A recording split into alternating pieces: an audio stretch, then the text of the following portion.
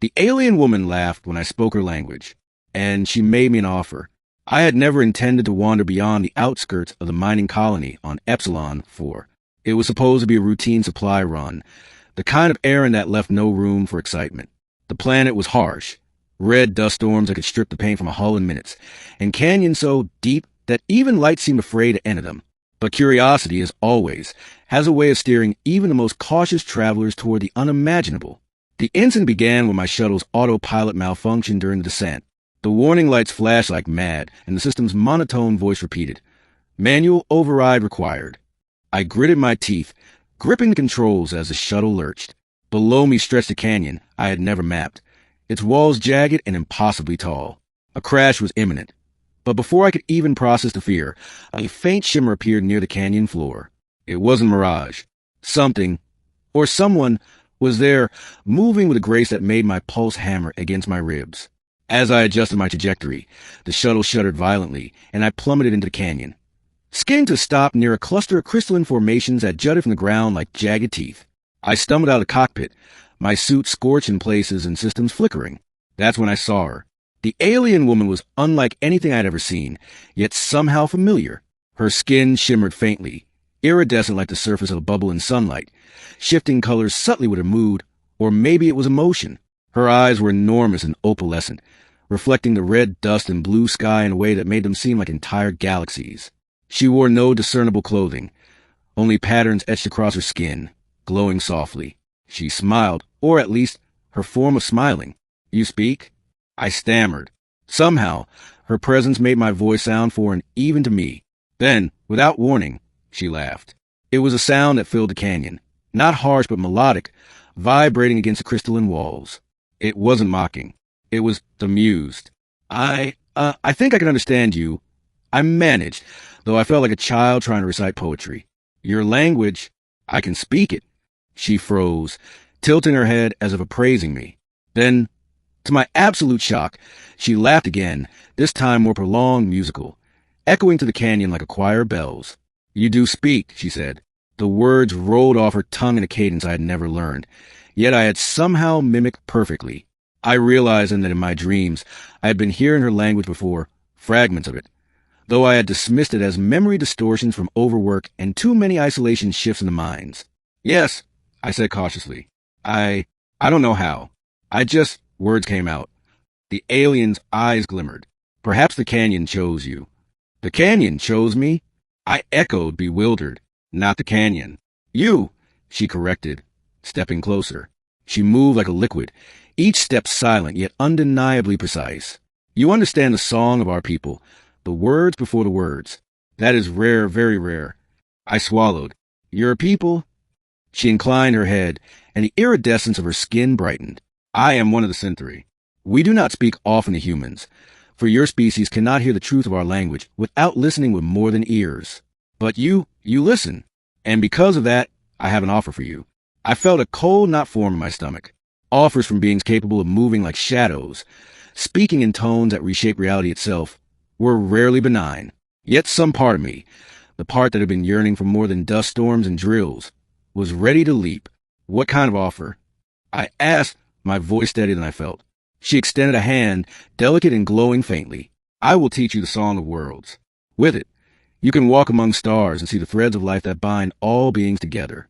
You will witness civilizations before they are born and understand their end before it comes.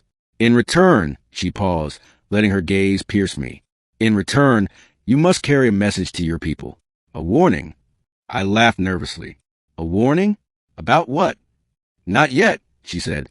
"You must first understand the song, or your species will hear it and be unprepared. You must learn, and then you will carry the message." I hesitated. My life in the colony, the simple human concerns of food, shelter, and wages, seemed suddenly like a shadow compared to this moment. "And if I refuse?" Her expression didn't change. "Then the song remains unshared, and your world may never understand the threads that bind life to life. But refusing it will not harm you immediately, perhaps not at all. Your choice is yours." It was a temptation I could not resist. "I accept," I said finally, though a voice inside my mind screamed about the dangers of promises made to beings beyond comprehension. She nodded and gestured toward a crystalline arch nearby. "Then begin." The moment I stepped through it, the world shifted. Colors I had no names for bloomed in the sky. Sound became visible, swirling ribbons of energy that danced in patterns only my mind could perceive. I saw planets orbiting suns I had never charted, civilizations building and falling, and rivers of thought flowing between stars. The alien woman, my teacher now, chose to appear beside me in forms I could comprehend. "Do not be afraid," she said. "The song is not dangerous if you listen. It asks only that you understand." Days, or perhaps hours, for time stretched differently here, I immersed myself in song. My human mind struggled at first, trying to parse what was meant to be felt, not understood. But slowly, I began to grasp it. I could sense the connections between species, the rise and fall of worlds, and the fragile threads that connected all life. I learned to hear the whispers of star-born winds, the laughter of creatures who had never existed in my reality, the grief of civilizations destroyed before their first sunrise. And then, as I mastered the song, she returned to speak with me, her eyes softer now. "You are ready. Take the message. Tell your people. They are coming, but not as you expect." I shivered. "Coming? Who?" She shook her head. "I cannot say more. You must carry the song to those who will listen, but do not try to explain what you cannot yet see. Words are fragile. Actions less so." When I returned to Epsilon 4, the canyon had vanished. The shuttle was intact, parked where I had left it, as if the universe had never paused to rearrange itself. No one would believe me. How could they? The colony scientists would chalk it up to stress, hallucination, or malfunction. Yet I could still hear the song. In the hum of machinery, the sway of dust storms. Even in the silence of my quarters, the threads of life vibrated. And I understood. I knew what I must do. Weeks passed. I tried to convey the warning, but the song's meaning was lost in human language. Our communication was too crude, our minds too linear. Some laughed, some pitied me. A few listened, their eyes wide with something akin to fear. But understanding? That came slowly. Then one night, as I stared at the twin moons of Epsilon 4, the alien woman returned, not physically, but in a vision, a shimmer of color and sound. "You are learning," she said. "Patience, human. You carry the song, but it must unfold in its own time. Do not rush." I nodded, though she could not see it. "I understand." "Good," she said. "And remember," her voice deepened, a single note vibrating in my chest. "The song is eternal. You hear it, but you are not its master. Respect it and it will guide you. Ignore it and it will consume you in ways you cannot yet imagine." Over the following months, the changes in me became apparent. My perception of reality shifted. I could anticipate the movements of machinery before it malfunctioned. I sensed emotions in crowds without looking at faces. Occasionally, fragments of other worlds, other civilizations, appeared in my dreams with such clarity that I awoke unsure whether I traveled across the galaxy or simply dreamed it. Then came the first proof that I was not alone.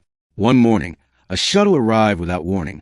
Its design was unlike anything built by humanity, sleek, almost organic, with surfaces that seemed to breathe. Inside, I found a message, written not in words but in a flow of colored light, vibrating with the cadence of song. It said, "Simply, we have heard. Prepare." I knew then that the alien woman's warning was no longer hypothetical. The threads of life had shifted, and something was coming. Not an invasion, not exactly, but a presence so profound it would reshape humanity's understanding of its place in the cosmos.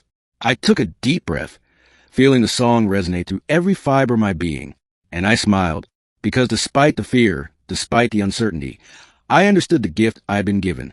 I had heard the song before most humans could even comprehend its existence. And now, I had a choice, to guide, to warn, to prepare, or to cower in the small, familiar world of Epsilon 4. I chose to act. The alien woman appeared once more in a shimmer of light at the edge of my quarters. "Well done," she said, her laughter soft but warm, the echo of it settling in my mind like a memory of sunlight. "You have listened. You have learned. And now, you will see the beginning of what you must protect." And with that, she vanished, leaving only the song, endless and alive, winding to the universe, waiting for those who had ears to hear. I closed my eyes, letting it fill me, guiding me, because now, more than ever, I understood the truth. The universe was vast, and human understanding was still a fledgling note in the cosmic symphony. But if I listened and truly listened, perhaps, just perhaps, humanity could survive the song. And in that moment, I knew I would do whatever it took to ensure we did. The alien woman had laughed at me, Yes, but that laughter was not mockery. It was recognition. Recognition that even in our small, fragile existence, we were capable of hearing, learning, and rising to challenges of the cosmos far beyond our imagining. And so I listened,